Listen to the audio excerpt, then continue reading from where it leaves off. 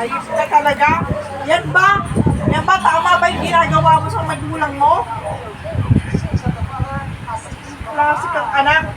Natapos ka namin palalakihin, pakainin, pagsilbihan. Ganyan ang gagawin mo? Hindi ka marunong talaga maawa sa magulang mo. Natapos ka namin pakainin. Pag may sakit kayo, naalagaan ka namin. Ganyan ka pa. Nakakatal yung awa sa pamilya mo. Hindi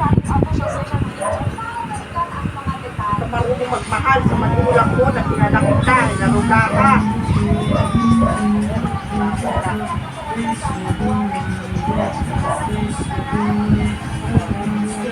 Parecord ka, nire-record mo.